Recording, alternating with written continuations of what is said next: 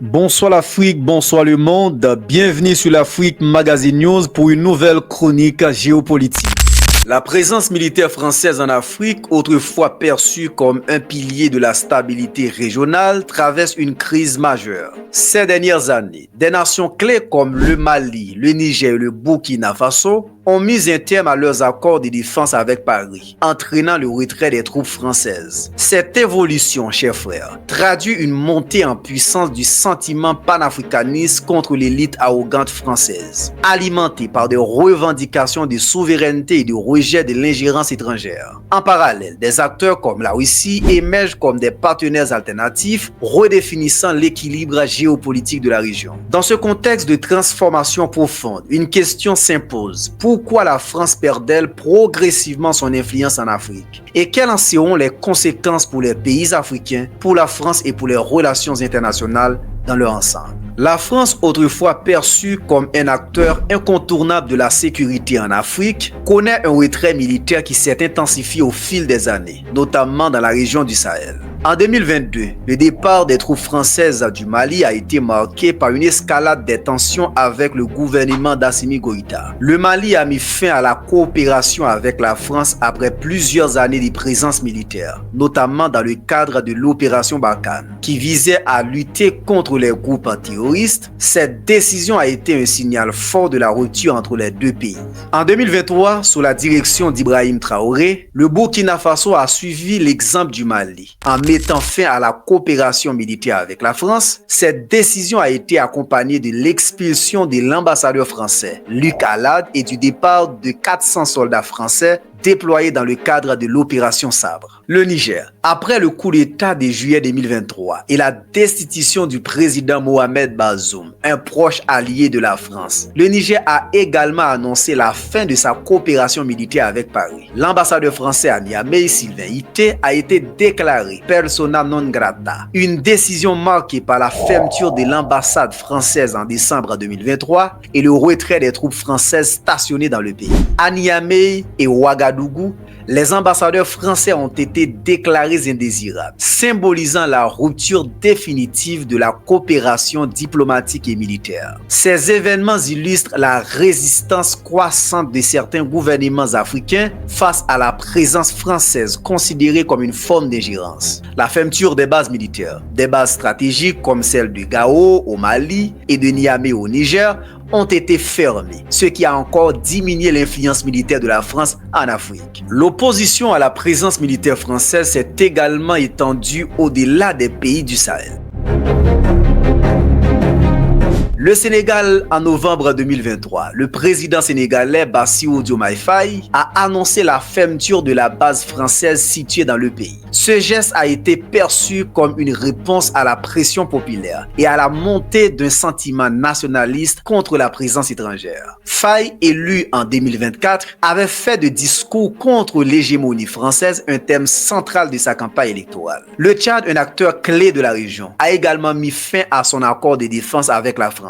Après la décision du gouvernement militaire malien de se tourner vers des nouveaux partenaires, notamment la Russie, le Tchad a emboîté le pas, marquant ainsi un tournant dans ses relations avec Paris. Le sentiment panafricaniste contre l'élite arrogante de France s'est nourri de plusieurs facteurs. Le panafricanisme comme moteur politique. Dans de nombreux pays africains, la présence militaire française est perçue comme une forme d'ingérence dans les affaires internes, voire comme une continuation des politiques néocoloniales. Les gouvernements, notamment en Afrique de l'Ouest, ont capitalisé sur ce sentiment pour renforcer leur popularité. Et l'opposition à la France est devenue un facteur politique majeur.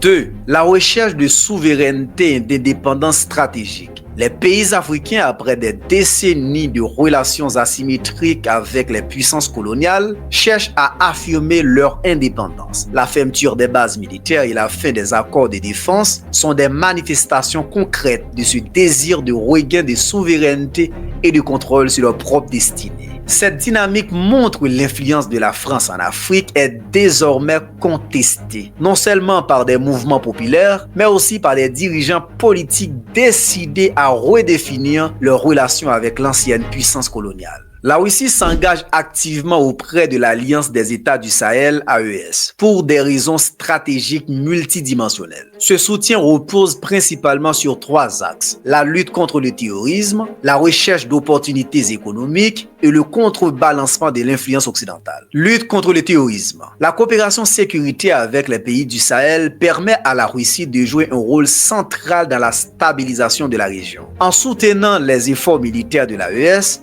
Moscou améliore son image comme acteur clé en matière de sécurité internationale. Intérêts économiques. Les pays du Sahel sont riches en ressources naturelles, notamment en or, uranium et hydrocarbures. En investissant dans ces secteurs, la Russie garantit l'accès à des ressources stratégiques tout en profitant des opportunités dans le développement d'infrastructures, comme les raffineries de pétrole. Contrebalancer l'influence occidentale. En soutenant l'AES, la Russie défie les puissances occidentales comme la France et les États-Unis, perçus par ces pays comme des symboles du néocolonialisme. Cette stratégie renforce son influence en Afrique tout en affaiblissant celle de ses rivaux. Quelques exemples récents de soutien russe à l'AES. 1. Formation militaire. La Russie fournit des équipements militaires et participe à la formation des forces armées des pays membres de l'AES. Cela inclut des conseils tactiques et des collaborations techniques. 2. Projets économiques. Moscou a signé des accords pour développer des infrastructures telles que la construction de raffineries d'or, investir dans des projets énergétiques et miniers. 3. Diplomatie renforcée. Des visites de haut niveau, comme celle d'Alexandre Novak, vice-premier ministre russe, illustrent le renforcement des liens stratégiques entre la Russie et l'AES. Cette visite a permis de renforcer les liens économiques et énergétiques entre la Russie et ses pays, notamment dans le domaine des ressources naturelles. Au Sénégal, lors de discussions avec le président sénégalais Bassirou Diomaye Faye, Vladimir Poutine a exprimé son soutien pour des partenariats stratégiques renforcés avec les nations africaines, notamment en matière de sécurité, de commerce et de coopération diplomatique. Cette dynamique s'inscrit dans un contexte où la Russie cherche à proposer une alternative à la France, offrant des soutiens militaires, économiques et diplomatiques en échange de renforcement de ses alliances sur le continent africain. Pour la France, le retrait de ses troupes et la fin des accords de défense dans plusieurs pays africains constituent un déclin majeur de son influence militaire et diplomatique en Afrique. Cette situation oblige Paris à réévaluer sa stratégie en Afrique, tant sur le plan militaire qu'économique. La France se retrouve confrontée à un bouleversement géopolitique où elle perd sa position dominante face à de nouveaux acteurs comme la Russie et la Chine. La France devra repenser sa présence en Afrique en mettant l'accent sur de nouvelles formes de coopération, notamment à travers des partenariats économiques ou diplomatiques basés sur le respect, plutôt qu'une présence militaire directe. La question de l'impact de ce déclin sur les intérêts français dans la région, notamment les ressources naturelles, reste centrale. L'alliance avec la Russie présente à la fois des opportunités et des risques. Opportunités. La Russie offre aux pays africains une alternative aux puissances occidentales, avec des propositions de coopération qui respectent souvent